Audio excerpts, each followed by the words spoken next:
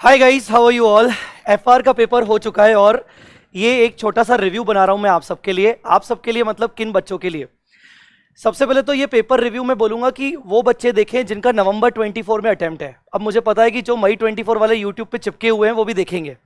Highly recommended है कि वो मत देखना, पर ठीक है अगर देख भी रहे हो तो इसको इग्नोर कर देना, फिर अपनी एएफएम की पढ़ाई में घुस जाना। अब पेपर रिव्यू बना रहा हूं, शॉर्ट पेपर रिव्यू। यहां पर मैं आंसर डिस्कस नहीं करूंगा, मैं आपको ये बताऊंगा कि पेपर का लेवल कैसा था और हर एक क्वेश्चन में क्या क्या पूछा गया था। चलिए बात करते हैं। आप सबको पता है कि 30 मार्क्स जो होते हैं वो एमसीक्यूज होते हैं और 70 मार्क्स जो होते हैं वो डिस्क्रिप्टिव होता है।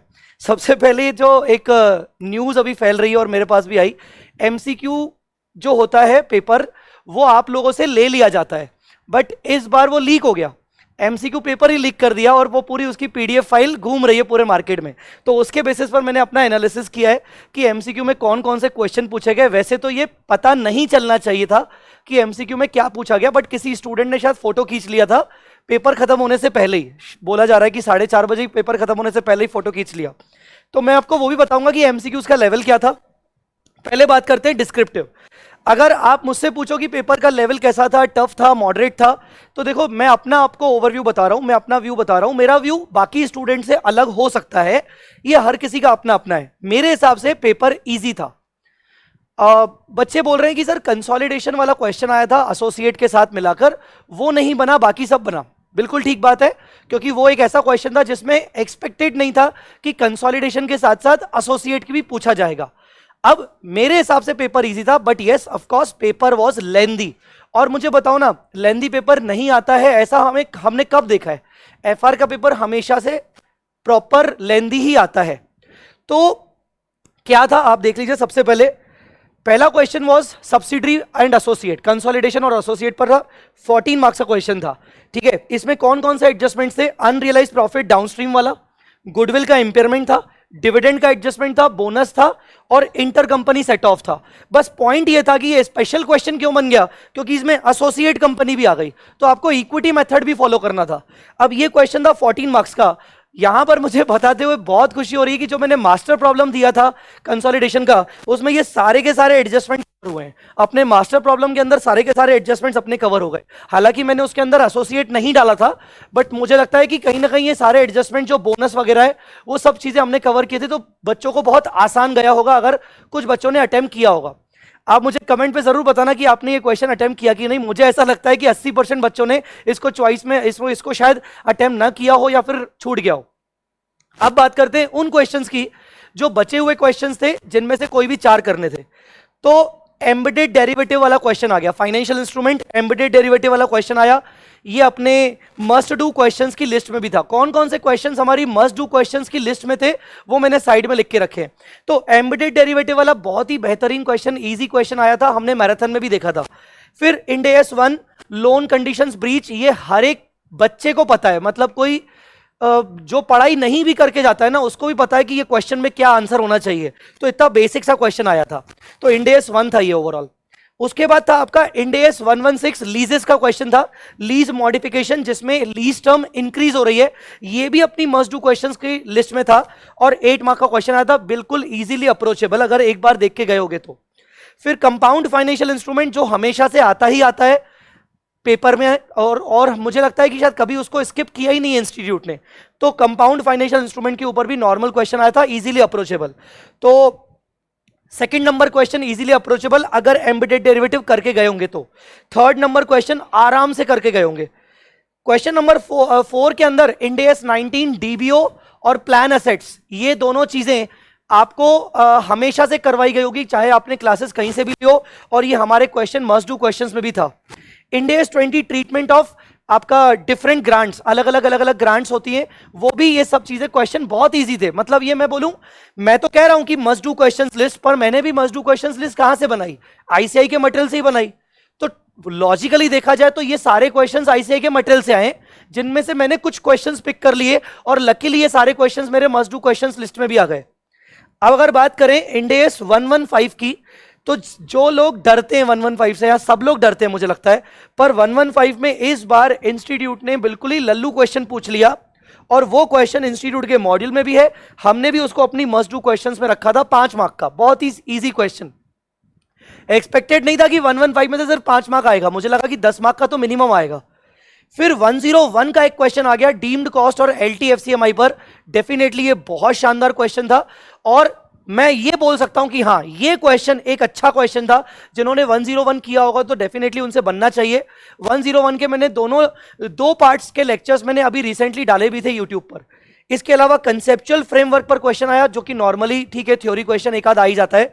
और रोड मैप के ऊपर किसी ने एक्सपेक्ट नहीं किया था कि रोड मैप पर क्वेश्चन आ जाएगा, पर मुझे लगता है डुएबल था।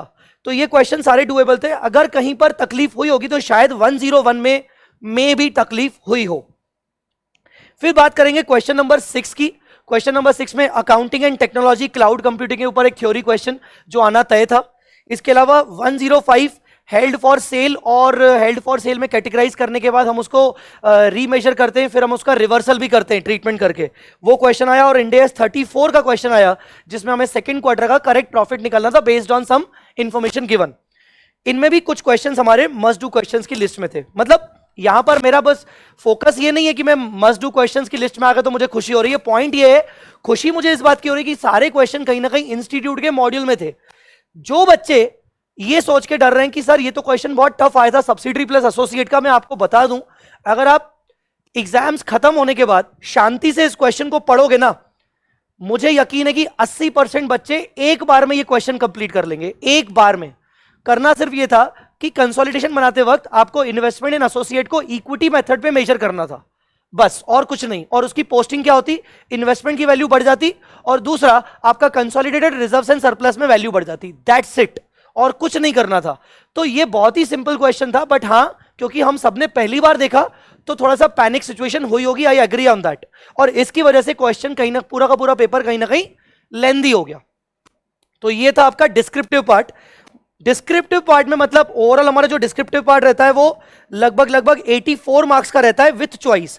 और मुझे बताते हुए खुशी हो रही है कि मतलब ऑलमोस्ट 75% हमारी मस्ट डू लिस्ट में से ही क्वेश्चंस बने थे। 75%। मैं ये नहीं बोल रहा हूं कि बिल्कुल सेम टू सेम अपने फिगर वाइज सेम थे, बट मैंने कहा था कि मस्ट डू क्वेश्चंस में अगर आपको दे रहा हूं तो आपको ये समझ में आ जाएगा कि हाँ हमारा पेपर हमसे बन रहा है कि नहीं, और हमारा वो टारगेट अचीव हो गया। मस्ट डू क्वेश्चंस जो बच्चा करके गया होगा उसको कोई भी क्वेश्चन नया नहीं लगा होगा, एटलीस्ट ये कंसोलिडेशन एसोसिएट छोड़ दे तो उसमें भी ये सारे पॉइंट हमारे मास्टर प्रॉब्लम में थे। अब बात करते हैं एमसीक्यू, जो पेपर लीक हो गया है। तो एमसीक्यू के अंदर आपको पता है, अच्छा पेपर उन्होंने जो फॉर्मेट रखा है उन्होंने एमटीपी को ही फॉलो किया है, जैसा फॉर्मेट एमटीपी में था उन्होंने वैसा ही फॉलो किया है, मतलब ऐसा ही होने वाला है। तो अब केस स्टडीज की बात करें, सर केस स्टडीज कैसे थे? मेरे हिसाब से देखो, कुछ बच्चे बोल रहे हैं सर केस स्टडीज इजी थी, ठीक है, कुछ बच्चे बोल रहे हैं सर केस स्टडीज टफ थी। एक्चुअली मैं बताऊं, केस स्टडीज टफ नहीं थी, टाइम टेकिंग थी। मतलब यार केस नंबर 1 4 पेज का एक केस, यार कौन देता है 4 पेज का एक केस, मतलब पढ़ते पढ़ते टाइम वेस्ट हो जाए। तो हाँ, केस स्टडी में टाइम कंज्यूमिंग था और उस वजह से बच्चों को थोड़ा सा पैनिक सिचुएशन आया होगा। उसमें भी जो पहला केस था उसमें एसोसिएट के बारे में एक क्वेश्चन पूछा था कि कैश फ्लो स्टेटमेंट में एसोसिएट का क्या होगा। पीसी के बारे में पूछ लिया कि आपका पीसी कितना आएगा, गुडविल के इंपेयरमेंट के बारे में पूछ लिया। उसके बाद उन्होंने ट्रांजैक्शन प्राइस का एलोकेशन मतलब 115 के ऊपर दो मार्क का यहां पर पूछ लिया। 113 के हिसाब से उन्होंने फेयर वैल्यू डिटर्मिनेशन का पूछ लिया, और इंड एस 109 के ऊपर भी पूछ लिया। तो ऑफकोर्स ये सारी बातें जब आ रही हैं एक साथ, इसमें मेजर इंडेक्स कवर हो रहे हैं, तो मैं बोलूंगा कि यार ये केस नंबर 1 बहुत अच्छा था। तो मेरे पॉइंट ऑफ व्यू से केस नंबर 1 बहुत शानदार केस था। उसके बाद उन्होंने 3 सिंगल एमसीक्यूज दिए थे 2-2 मार्क्स के, एक फाइनेंशियल इंस्ट्रूमेंट पर बहुत easy, professional and ethical duty पर बहुत ज्यादा ईजी, और इंड एस 2 के ऊपर कॉमन सेंस बेस पर इन्वेंट्री के ऊपर, तो वो उन्होंने दिया था। फिर केस टू फिर भी डराने वाला नहीं था, मतलब पढ़ते वक्त ऐसा समझ में आ रहा था कि हाँ क्या क्या है। केस 1 थोड़ा सा डराने वाला था पढ़ते वक्त। तो केस 2 के अंदर उन्होंने Ind S 16 revaluation, leases, 23 associate once again. इस बार मुझे लगता है इंस्टीट्यूट को एसोसिएट से प्यार हो गया है, मतलब एसोसिएट के बारे में उन्होंने बहुत सारा कुछ पूछा है। फिर इंड एस 21, फिर उन्होंने एनसीआई के ऊपर, और फिर उन्होंने गवर्नमेंट ग्रांट्स के ऊपर पूछा। अब क्या क्या नहीं आया पेपर में, जो मुझे याद आ रहा है अभी आपके सामने, मुझे ऐसा लग रहा है कि इन्होंने इंड एस 33 ईपीएस के ऊपर कुछ नहीं पूछा है, ठीक है। इन्होंने इंडेस 38 33 के ऊपर कुछ नहीं पूछा है, मोटा मोटी इन्होंने 36 के ऊपर मेजर पार्ट पर कुछ नहीं पूछा है, इंपेयरमेंट पर जो मेन इंडेस होते हैं हम उनकी बात करें। कैश फ्लो स्टेटमेंट पर उन्होंने ऐसा कुछ नहीं पूछा, एमसीक्यू के अंदर हल्की सी पॉइंट पूछ ली, ठीक है। इसके अलावा और क्या नहीं पूछा उन्होंने, इसके अलावा इंडेस 38 नहीं पूछा, इंडेस 38 नहीं पूछा, इंडेस 40 नहीं पूछा, इंडेस 102 नहीं पूछा। ये बहुत बड़ी, मुझे समझ में नहीं आ रहा क्यों, पर इंडेस 102 से भी ऑलमोस्ट कुछ भी सच नहीं आया। तो ये कुछ इंडेस है जिनसे कुछ भी नहीं आया था। 108 इंस्टीट्यूट का फेवरेट इंडेस माना जाने वाला, इससे कुछ नहीं आया। अब मैं आपको ये क्यों बता रहा हूं, अगर आप ये वीडियो सुन रहे हो और आपका एग्जाम नवंबर 24 में है, तो आपको इन टॉपिक्स को बहुत अच्छे से करके रखना है, क्योंकि होता है एक कॉमन सेंस है कि यार अभी नहीं पूछा गया तो अगली बार शायद ज्यादा चांसेस है कि पूछा जाए। So guys, all in all paper was good, it is not that much easy considering the MCQ part also, but it was, yes definitely ये थोड़ा सा लेंदी पेपर था। डिस्क्रिप्टिव में थोड़ा सा कंसोलिडेशन छोड़ दें तो इजी था। एमसीक्यू में कहीं ना कहीं एमसीक्यू टाइम टेकिंग थे थोड़ा सा, इसलिए हल्का सा लेंदी हो गया, बस और कुछ नहीं था। Paper was very good. आपको क्या लगता है, आपकी क्या राय है पेपर के बारे में, आप मुझे जरूर बताना कमेंट में, ठीक है। और आई होप आई बिलीव कि जो जो बच्चे ये वीडियो देख रहे हैं जिनका एफआर का पेपर था उनका पेपर अच्छा गया हो। आप लोगों का कैसा पेपर गया मुझे जरूर बताइएगा, and all the very best for your AFM. आपका अगला पेपर एएफएम का है। मैं आपको ये बता दूं कि दो टाइप के स्टूडेंट्स होते हैं। पहला, जो पेपर जब होके दे के आते हैं ना, तो उसके बाद थोड़ा सा वो चिल हो जाते हैं और वो अगले दिन से पढ़ते हैं। दूसरे होते हैं जो पहले दिन ज्यादा पढ़ लेते हैं और अगले दिन थोड़ा सा सुबह ज्यादा सो जाते हैं। मैं बोलूंगा कि आपको दूसरी कैटेगरी में होना है। अभी आपके अंदर की आग ऑलरेडी अपनी चरम सीमा पर है, मतलब अपना आप एफआर का पेपर, पढ़ाई बहुत ज्यादा हो चुकी थी। अपने आप को शांत मत करना, आज का दिन आपके लिए बहुत ज्यादा जरूरी है।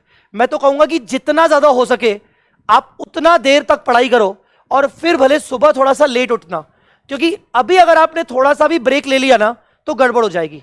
तो बस एएफएम के बारे में मैं आपको यह बोलूंगा कि अब से लेकर जिस दिन आप पेपर दे के आओ, वो दिन आप अपना बहुत ज्यादा अच्छे से यूटिलाइज करना, बजाय अगले दिन पे। तो बाद के दिन थोड़ा सा हल्का भी होगा तो चलेगा, आज का दिन आपका बहुत अच्छा होना चाहिए। चलिए, ऑल द वेरी बेस्ट, और मिलते हैं आगे के लेक्चर्स में। Thanks a lot.